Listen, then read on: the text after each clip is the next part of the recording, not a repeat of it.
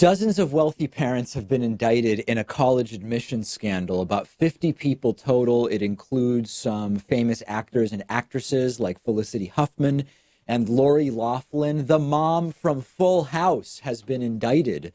Charges for the 50 people, roughly 50 people, include bribery and fraud, all meant to get their kids into good colleges and universities, presumably better colleges and universities than their grades, intellect, and extracurricular activities would have otherwise gotten them into. Big name schools are involved here: Yale, Stanford, USC, other schools. And there were a few different methods used.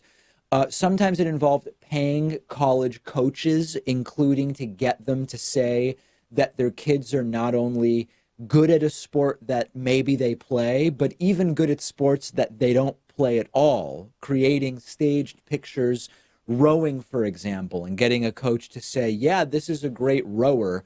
We should allow them to come to the school, which of course circumvents the normal sort of academic admission requirements.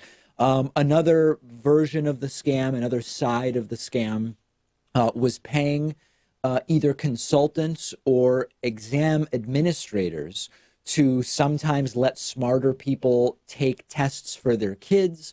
Another version of it was you would get fraudulent documents to justify extra time for test taking, like on SATs, on the basis of a learning disability that didn't really exist.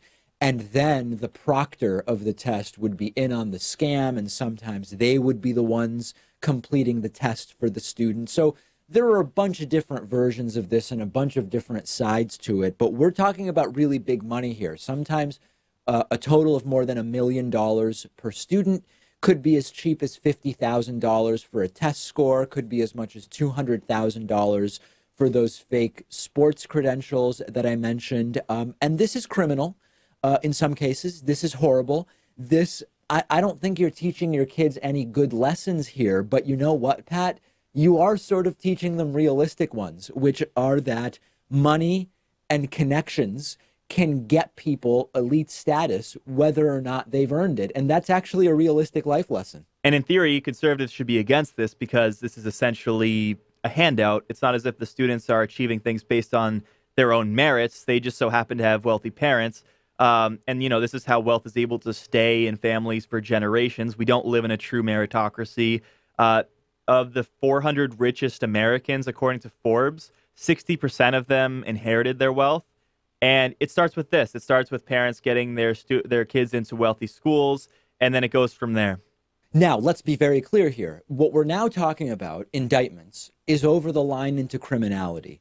But of course, a system that is so broken to begin with, as is our education system and our socioeconomic system, it's obviously going to be ruined by corruption. And what I mean by that is the following. In this particular case, we have crimes dealing with front businesses, a guy named William Singer, who was sort of facilitating a bunch of what was being done here. And we could spend an hour just talking about the details of this illegal version of this influence and sort of elite family and wealth, a vicious circle that exists. But think about how not surprising it is in the context of the larger educational system. College sports, okay? College sports are already rife with corruption. It's been like that for decades. Some of it legal and some of it illegal. Maybe corruption is not the right term. Cronyism and the type of stuff that we're talking about.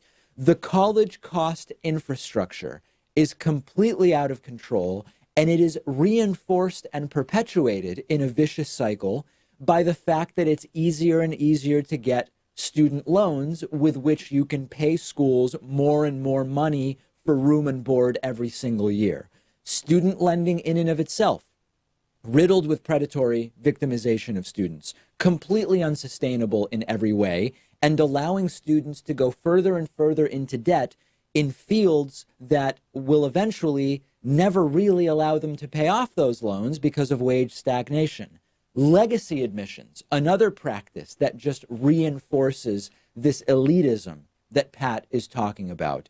And then you get to where it starts to get more borderline, right? So the use of consultants to help families with advice, totally legal. That also is an unequal advantage. Many, or probably most people, can't afford to pay college consultants to help get them into college. So then you go from just advice about how your essay should be written to someone who actually sits with you and writes the essay with you. Now we're talking about cheating, but is that illegal?